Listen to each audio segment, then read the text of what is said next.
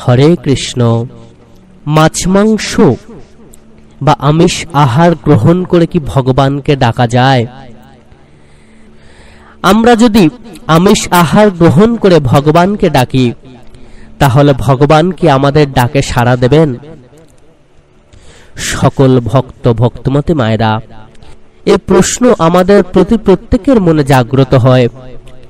তাই এই গুরুত্বপূর্ণ বিষয় নিয়ে ভগবানের কিছু অমৃত কথা আজকে আপনাদের সামনে তুলে ধরব। আপনারা দয়া করে ভিডিওটি শেষ পর্যন্ত মনোযোগ সহকারে শুনবেন।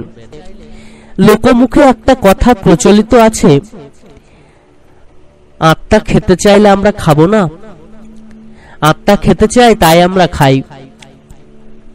এই কথাটি অনেক জ্ঞানীগুণী ব্যক্তিগণ বলে থাকেন।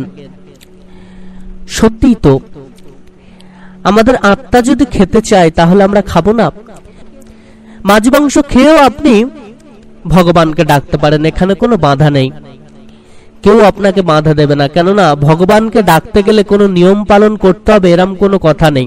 কিন্তু ভগবানকে ডাকতে গেলে মনের বড় প্রয়োজন, প্রকৃত ভক্তির কিন্তু প্রয়োজন। আপনি ভক্তি ভরে যদি না ভগবানকে ডাকেন, তাহলে কিন্তু আপনার সে ডাক ভগবানের কর্ণে পৌঁছাবে না, ভগবান আপনার ডাকে সাড়া দেবেন না। লোকমুখে যে কথাটি প্রচলিত আছে যে আত্মা চায় তাই আমরা খাই, এখানে একটি কথা স্পষ্ট করে দিয়ে শ্রী গীতায় ভগবান শ্রীকৃষ্ণ বললেন, আত্মার খোরাক একমাত্র নাম। কোন নাম? ভগবানের অমৃত নাম। যে সৎ নাম তেনারা আমাদেরকে মনন করার কথা বলেছেন, যে সৎ নামকে আমাদেরকে মনন করতে হবে, সেটাই আত্মার খাদ্য। আমরা সেই খাদ্য খাই না। এইখানে আমাদের একটু বোঝার ভুল হয়। আমাদের আত্মা না, আমাদের মন খেতে চায়। আমরা ছোটবেলা থেকে এই যে আমিষ আহার গ্রহণ করি, এই খাবারের প্রতি যে লোভ, এই লোভই আমাদেরকে ওই খাবার গ্রহণ করার কথা বলে। এই লোভের বশীভূত হয়ে আমরা কিন্তু ওই খাবারটা খেতে চাই। আত্মা কিন্তু একবারও আপনাকে বলে না যে এই খাবারটা গ্রহণ করার কথা। আত্মাকে যেটা দিতে হবে সেটা হলো সৎ নাম, ভগবান প্রদত্ত সেই নাম দিন। দিনে যতটা পারবেন ততটা সময় অন্তত ভগবানের নাম ধ্যান করুন, তবেই আপনার আত্মা সতেজ হবে, বলবান হবে। তো আমরা এই যে লোভের বশে বশীভূত হয়ে পড়েছি, এর থেকে তো ছাড়তে সহজে আমরা পারবো না। তো আমাদেরকে চেষ্টা করতে হবে। ভগবান শ্রী গীতায় বললেন যে জীব হত্যা করে সে মহা পাপে লিপ্ত হয়, আর ওই পাপ কখনো খণ্ডন করা যায় না। স্বয়ং ভগবান ওই পাপ খণ্ডন করতে পারেন না। তো আমরা যদি কোনো প্রাণীকে হত্যা করে সেটা গ্রহণ করি, সেটা আহার করি, তাহলে কিন্তু আমরা জীব হত্যায় লিপ্ত হচ্ছি। তো আমরা এই যে ছোটবেলা থেকে খেয়ে আসছি, এটাকে তো সহজে ছাড়তে পারবো না। তবে আমরা চেষ্টা করব যাতে সহজে আস্তে আস্তে সপ্তাহে যে কটা দিন বাড়ানো যায় নিরামিষ আহার করার চেষ্টা করব। কেননা আমিষ আহার গ্রহণের ফলে আপনার শরীরে রজগুণ তমগুণ এগুলো কিন্তু বৃদ্ধি পাবে। আর এই রজগুণ তমগুণ এগুলো বৃদ্ধির ফলে আপনার যে কত বড় ক্ষতি হয় তা আপনি হয়তো নিজেও জানেন না। শ্রী শ্রী গীতায় ভগবান স্পষ্ট করে দিয়ে বলেছেন যে এই রজগুণ তমগুণ বৃদ্ধি পেলে মানুষের কি কি ক্ষতি হয়। ভগবান শ্রীকৃষ্ণ শ্রী শ্রী গীতায় বললেন, লোভ প্রবৃত্তিরাম্ভ কর্ম নাম শ্যাম স্পৃহা রজস্য তানি জায়ন্তি বিবৃদ্ধে ভারতসব। হে ভারত শ্রেষ্ঠ অর্জুন, রজগুণ বৃদ্ধি প্রাপ্ত হলে লোভ, কর্ম প্রবৃত্তি, কর্মে উদ্যম, শান্তির অভাব এবং আসক্তি এইসব বৃত্তি উৎপন্ন হয়। অর্থাৎ যুগে যুগে এই যে মানুষের মধ্যে এত অশান্তি বৃদ্ধি পাচ্ছে, মানুষের মধ্যে লোভ বৃদ্ধি পাচ্ছে, লোভের বশীভূত হয়ে হিংসা মারামারি করতে ব্যস্ত থাকছে, এগুলো কিন্তু রজগুণ যত বৃদ্ধি পাবে তত কিন্তু হতে থাকবে। দেখবেন বর্তমানের মানুষ এতটাই লোভী হয়ে গিয়েছে যে প্রত্যেকটা জিনিসে ভেজাল দিতে কুণ্ঠিত হচ্ছে না, খাবারের মধ্যে বিষ মেশাতে কুণ্ঠিত হচ্ছে না। সেই মানুষের মধ্যে এতটাই ক্রোধ বেড়ে গিয়েছে, নিজের বাবা মা নিজের ভাইকে পর্যন্ত ছাড়ছেন না, তাদের গায়ে হাত তুলছেন, তাদেরকে মারছেন। এমনকি কখনো কখনো শোনা যায় তাদের জীবন নিয়ে নিচ্ছেন। মানুষের মধ্যে এত হিংসা বেড়ে গিয়েছে, ভাই ভাই আজকে মিল নেই, মা ছেলে মিল নেই, বাবা মায়ের মিল নেই। এই যে সমাজ সৃষ্টি হয়েছে তার কিন্তু অনেকটাই দায়ী হচ্ছে এই রজগুণ। দেখবেন মানুষের দিন দিন আসক্তি বেড়ে যাচ্ছে, মানুষ অলস হয়ে যাচ্ছে, মানুষের কর্ম করার ক্ষমতা কমে যাচ্ছে। এই সবকিছুর জন্য দায়ী কিন্তু এই রজগুণ। অর্থাৎ আমরা এমন আহার করছি যে আহারের ফলে আমাদের রজগুণের সৃষ্টি হচ্ছে, আর সেই রজগুণ আমাদেরকে, আমাদের জীবনকে, আমাদের সংসারকে, আমাদের পরিবেশকে ধ্বংস করে দিচ্ছে। ভগবান বললেন রজগুণ রাগ স্বরূপ, অর্থাৎ কোন বস্তু, ব্যক্তি ইত্যাদিতে যে প্রীতির ভাব উৎপন্ন হয় তাকে রজগুণ বলে। রজগুণ কর্মের আসক্তির দ্বারা মানুষকে আবদ্ধ করে। সুতরাং সাত্ত্বিক কর্ম আসক্তি হওয়ার বন্ধনকারক হয়ে ওঠে। যদি সঙ্গ না থাকে তাহলে কর্ম বন্ধনকারক হয় না। তাই কর্মযোগের দ্বারা মুক্তি লাভ হয়, কারণ কর্ম এবং তার ফলে আসক্তি না থাকলেই তা কর্মযোগ হয়। এই যে আমরা ভগবানকে ডাকি, বলি ভক্তি থাকলেই তো ভগবানকে ডাকা যায়, মন দিয়ে ভগবানকে ডাকলেই তো হয়। কিন্তু আমরা যদি আমিষ আহার গ্রহণ করি তাহলে আমাদের মধ্যে ওই ভক্তির উৎপন্ন হবে না। আমাদের মনকে আমরা স্থির করতে পারবো না, আমাদের চঞ্চল মনকে আমরা কন্ট্রোল করতে পারবো না।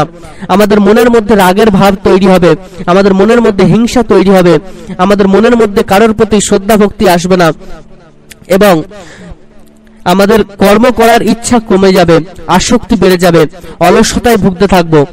আর এগুলি যখন হবে তখন কিন্তু আমরা ভগবানের নাম ধ্যান সাধন ভজন পূর্ণ ভক্তির সঙ্গে পূর্ণ মন দিয়ে আমরা কখনোই করতে পারবো না। তাই তো আমাদের আহারটাকে ঠিক করতেই হবে, না হলে কিন্তু আমরা ভগবানের কৃপা কখনো লাভ করতে পারবো না।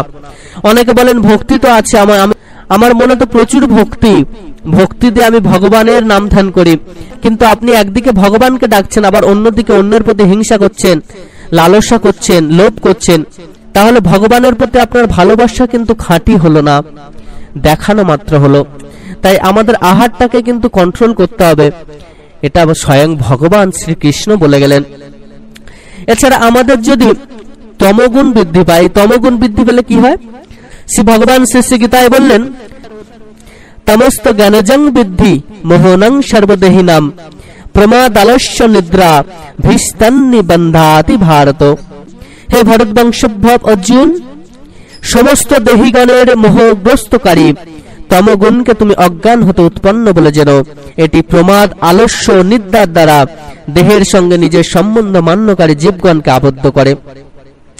অর্থাৎ যে ব্যক্তির তমগুণ বৃদ্ধি পাবে সেই ব্যক্তি মোহগ্রস্ত হয়ে পড়বে। দেখবেন বর্তমানে মানুষ মোহের পিছনে ছুটতে থাকে, মায়ের পিছনে ছুটতে থাকে। দেখবেন বর্তমানের মানুষ এমনই মোহগ্রস্ত হয়ে পড়েন যে সবকিছুতে একেবারে অন্ধ হয়ে যান, এবং তার ফলে কিন্তু প্রচুর বড় বিপদে পড়েন। এই তমগুণ বৃদ্ধি পেলে মানুষের মোহ কিন্তু দিন দিন বাড়তে থাকবে, মানুষ মোহগ্রস্তকারী হয়ে যাবে। এছাড়া মানুষ অজ্ঞান হয়ে যাবে, কোনো সৎ জিনিসকে বুঝতে পারবে না, চিনতে পারবে না, অসৎকে কিন্তু তাড়াতাড়ি সে গ্রহণ করবে। আর বর্তমান যুগ দেখুন সেই দিকেই যাচ্ছে। বর্তমান মানুষ সৎ মানুষকে বিশ্বাস করতে পারে না, সৎ মানুষকে চিনতে পারেন না। কিন্তু যে ব্যক্তি অসৎ, যে ব্যক্তি মিষ্টি কথার জালে আপনার অসৎ কার্য সাধন করবে, সেই ব্যক্তিকেই কিন্তু মানুষ বেশি ভরসা করে, তাকে বিশ্বাস করে, এবং তাকে বিশ্বাস করে ঠকতেও থাকে। আর এটাকেই বলে অজ্ঞানতা। আর এগুলি তখনই হবে যখন মানুষের তমগুণ বৃদ্ধি পাবে। ভগবান বললেন শতগুণ এবং রজগুণের সঙ্গের দ্বারা আবদ্ধ করে, কিন্তু তমগুণ স্বরূপতই আবদ্ধকারী হয়। এই তিন গুণ প্রকৃতির কার্য এবং জীব, স্বয়ং প্রকৃতিও তার কার্য গুণাদি থেকে সর্বতভাবে রহিত, কিন্তু গুণাদির সঙ্গে সম্বন্ধ স্থাপন করায় স্বয়ং গুণাতীত হয়েও সে গুণাদিতে আবদ্ধ হয়। শ্রী ভগবান আরো বললেন সত্যং সুখে সঞ্জয়তি রজঃ কর্মণি ভারত জ্ঞানমাবৃত্ত তুতাম প্রমাদ সঞ্জয় তুত। হে ভরতবংশী অর্জুন, শতগুণ সুখে এবং রজগুণ কর্মে আসক্ত করে মানুষকে জয় করে নেয়, অর্থাৎ তাকে পরাভূত করে। তমগুণ জ্ঞানকে আবৃত করে এবং প্রমাদে ব্যাপিত করে মানুষকে জয় করে। এর ব্যাখ্যা কি না, শুধু সুখ হলে শতগুণ পরাভূত করে না, বরং সুখের সঙ্গ হলে পরাভূত করে। সুখ ও সঙ্গে না বন্ধাতি, রজগুণ এই প্রকার কর্মের সঙ্গলাভ হলে পরাভূত করে। তন্নিবন্ধাতি কন্তেও কর্ম সঙ্গে না দেহিনাম, কিন্তু তমগুণ স্বরূপতই পরাভূত করে।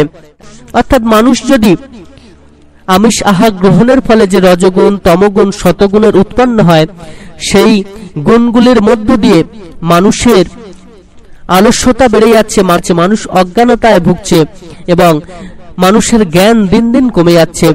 তো এগুলি শ্রী শ্রী গীতায় ভগবান স্বয়ং বলে গিয়েছেন। আর বর্তমান যুগ আপনি দেখলে সেটি স্পষ্ট করেই বুঝতে পারবেন আমাদের মধ্যে কতটা শতগুণ রয়েছে, রজগুণ রয়েছে, তমগুণ রয়েছে।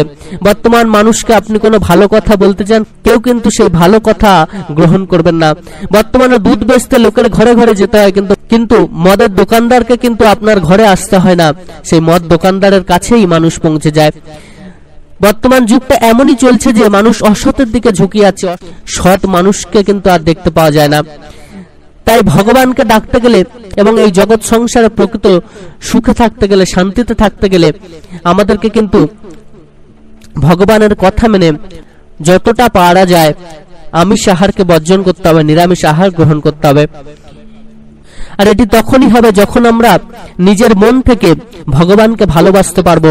আমরা যদি নিজের মনকে পবিত্র না করতে পারি, আমরা যদি নিজের মনকে শুদ্ধ না করতে পারি, আমরা যদি তার প্রতি ভক্তি বিশ্বাস না করতে পারি, তাকে ভালোবাসতে না পারি, তাহলে কিন্তু কখনোই আমরা তার কৃপা লাভ করতে পারবো না। আমরা যদি প্রকৃত ভালোবাসি তাহলে তার কথা মেনে চলবো। হ্যাঁ, আমরা লোভের বশে হয়তো আমিষ আহার গ্রহণ করছি, কিন্তু চেষ্টা করব সেটিকে ধীরে ধীরে কমানোর জন্য যতটা পারবো। বর্তমানে দেখবেন এই আমিষ আহার গ্রহণের ফলে কত রোগ বেড়ে যাচ্ছে। সকল ভক্তমতী মায়েরা প্রত্যেকে খুব ভালো থাকবেন, সুস্থ থাকবেন, সুন্দর থাকবেন। ভগবান শ্রীকৃষ্ণের এই অমৃত কথাগুলি অতি অবশ্যই মেনে চলার চেষ্টা করবেন এবং তার এই অমৃত কথা শোনার জন্য আমাদের চ্যানেলটিকে অতি অবশ্যই সাবস্ক্রাইব করে দেবেন। ধন্যবাদ।